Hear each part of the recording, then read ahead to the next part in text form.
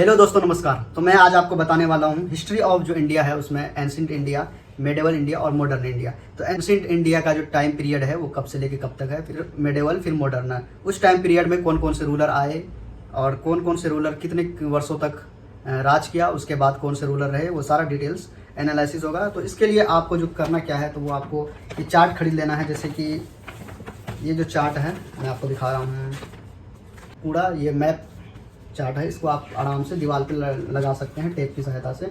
जब आप सोने के टाइम पे अक्सर क्या करेंगे, आप एक बार उसको देख लेंगे तो क्या होगा, वो आपका रिवीजन हो जाएगा।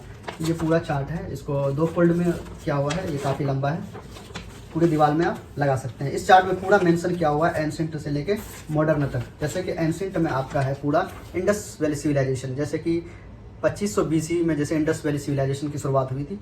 उसके बाद फिर आपका है इंडस एंशिएंट इंडिया में ही मौर्य डायनेस्टी, चंद्रगुप्त मौर्य जो है मौर्य डायनेस्टी की शुरुआत की है। फाउंडर का जो है वो चंद्रगुप्त मौर्य को कहा जाता है, मौर्य डायनेस्टी का फाउंडर। उसके बाद फिर आता है गुप्ता डायनेस्टी, चंद्रगुप्त वन जिन्होंने गुप्ता डायनेस्टी की फाउंडर रखी।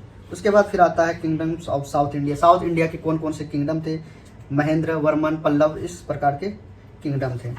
फिर है इसमें early medieval dynasties of northern India. South India तो हमने देख लिया, नदर्न इंडिया के भी कुछ हैं। उसके बाद फिर है मेडिवल इंडिया, जिसमें कि स्लेव डायनेस्टीज की शुरुआत हो जाती है, जिसमें कि 1206 से लेके 1290 का जो टाइम पीरियड है वो स्लेव डायनेस्टी का है। उसके बाद फिर आता है दिल्ली सल्तनत। सल्तनत ऑफ दिल्ली में जैसे कौन कौन से रूलर राज किए, जैसे कि खिलजी ने किया, तुगलक ने किया, सईद ने किया। उसके बाद लोधीज हैं, इस प्रकार हैं।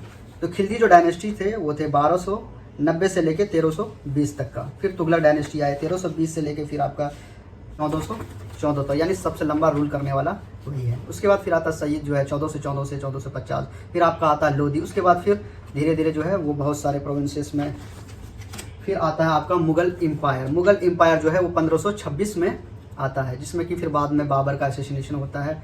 उसके बाद फिर उसके जो वंशज थे धीरे धीरे फिर वो उस पर जो है वो ट्रांसफर हो जाता है। उसके बाद लगातार उनका रूल चलता है, वो लगभग 1707 तक जो है पूरा पीक पे चलता है। उसके बाद फिर क्या होता है, मुगल एम्पायर धीरे धीरे टूटने लगता है, कहीं ना कहीं पूरी तरह से कमजोर हो जाता है। क्योंकि 1857 की क्रांति में आपने देखा होगा बहादुर शाह जफर टू के नेतृत्व में लड़ी जाती है, जो कहीं ना कहीं फेल्योर साबित होता है। उसके बाद फिर आता है मॉडर्न इंडिया। मॉडर्न इंडिया में जो है वो है आपका माधवराव, पेशवा वगैरह का देखने को मिलता है, मराठा, पेशवा, बाजीराव, ये देखने को मिलता है आपको।